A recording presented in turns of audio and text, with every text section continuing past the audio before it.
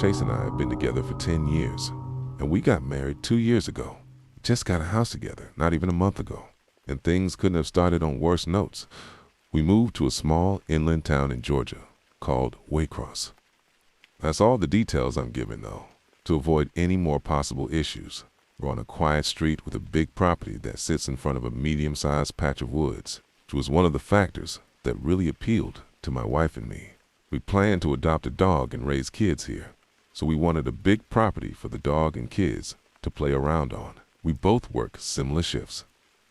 I get home around 5, and she gets home around 6 most of the time. The first 2 nights in the house went completely normal. It was the weekend, so we spent our entire days unpacking. It wasn't until Monday night, when we were both in bed, right, having only turned the lights out maybe 20 minutes ago, that we heard the sound of blasting music coming from the backyard. Our nearest neighbors on either side were spaced out enough that we couldn't mistake music from their yards being in our yard. It was definitely in our backyard, and it wasn't party music or anything like that. It sounded like very old staticky vintage music. The windows were shut, so after my wife and I exchanged horrified glances at each other, wondering where the music could be coming from, I opened my window on my side of the bed, and it was much clearer. There was some song that sounded like it was from the 1940s or something, blasting. I later found out after looking up the lyrics that the song name was "Who's Afraid of the Big Bad Wolf" by Henry Hall. It has a slightly eerie vibe to it for some reason, even though it was meant to be a happy song. But at the time, hearing it coming from our backyard was nothing but downright horrifying. We were still learning the house, but we figured there must be a backyard light switch downstairs. I ran downstairs to the back door and flicked the light switches next to it, and one of them turned on the backyard lights. I didn't see anyone in the backyard. I opened the door, and the music was louder, obviously, but as I walked out into the grass, I realized it wasn't coming from the backyard, rather, from the woods. The song played to completion as I stood in the yard, just looking around. When the song ended, there was silence again. It seemed like someone must have been playing some stupid housewarming prank, but it wasn't appreciated. I went back to my wife and told her it was probably just some kids trying to scare the new ones in town for whatever reason. Hearing myself even say that, I realized how stupid and weird it sounded. Why would anyone do that? The next night, it happened again. A few minutes after we turned out the lights in the bedroom, music from outside started blasting, this time much louder. And the song playing was that song everyone's heard, "Tiptoe Through the Tulips." Samantha and I once again looked at each other, this time in genuine disgust and worry. It's because we had hoped it was just going to be a one-time thing, but it was happening again. I looked out the window, and this time I could see something on the grass. It wasn't a person, but there was definitely something out there. I told my wife I was going to check it out. He said we should just call the cops, and I said, yeah, we will in a second. I went out there with this mindset that I needed to establish I was the man of the house, not just to my wife, but to whoever was thinking they could mess with us just for being the new people on the block. When I got to the yard, I saw that the object in the grass was smaller than I had thought, but the blaring, creepy song was coming from it. I realized it was an old radio. I turned it off and looked up at the window at my wife, who was watching. I held it up, yelling that someone left it there to scare us with the music. What she did next was not something I expected in response to that. She started screaming my name, telling me to run inside. She kept screaming, "Asterisk, asterisk, run," I yelled. "Why?" And she screamed back, "There's people standing behind you." Asterisk, asterisk. That statement made my heart skip a beat. I turned around to face the woods, saw 3 figures standing about 6 feet apart from each other, clearly facing my direction. They weren't running at me. They were just standing there. I yelled, "Asterisk, asterisk, oh, shit, asterisk, asterisk," and ran back inside the house, slamming the door behind me. My wife was upstairs, hysterically crying already. I told her I'd call the cops. And I did. They arrived, thankfully, not that long after. All the while, we were scared to hear knocks at one of the doors or windows.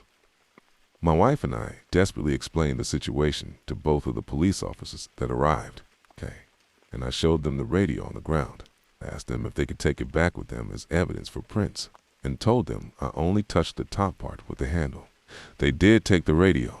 They also checked the front of the woods with their flashlights for a few minutes, probably just as a deterrent to the people in the woods, to stop their behavior if they were still there. When the police left, honestly, we went right back to feeling vulnerable and scared. But thank Christ, the people never returned. This was only a few weeks ago, though. God forbid they come back. I'll try to get it on video. This story is from Kai's mom, and it took place when he was like a newborn. I don't know why, but this family had an obsession with living on the mountains and had a different cabin in the woods that was very far away from any civilization. The cabin in particular was way up on the side of a section of the Rockies with a lot of trees. They had two neighbors, one that had a vacation home at the top of the mountain, and an old hillbilly that lived in a shack down the road. One time, while they were driving up that road to get to their house in their red pickup truck, Kai and his mom rode in the bed of the truck. While she was breastfeeding, Kai, a bear-like creature with feathers, tusks, and a chunk of its face missing from being shot, came out of the woods and started to chase them. See, Kai's mom was screaming, but his dad did not know about the bear thing until he looked in rearview mirror, and when he saw it, they sped up. Whenever they made it back to their property, they had to stop and run. If it made a trail out of the road on their property, so they were screwed, and they couldn't make it back to the house. They were losing the race to the bear thing, but that old hillbilly walked out with a shotgun and shot the thing in the head again.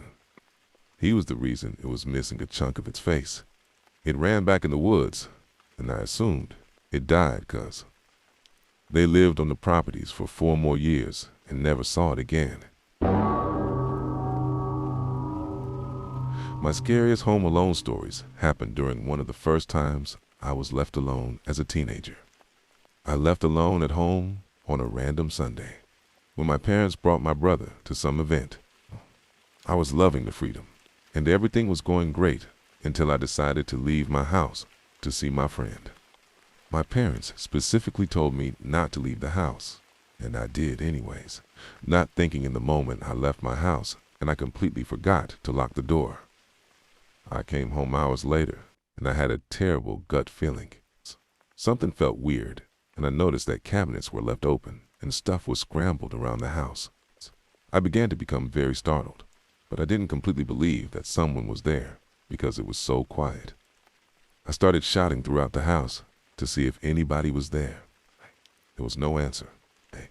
I started to feel better until my phone started ringing. I looked down and it was an unknown ID. Looking for attention, I answered the phone and I heard deep and heavy breathing. Started to get extremely scared.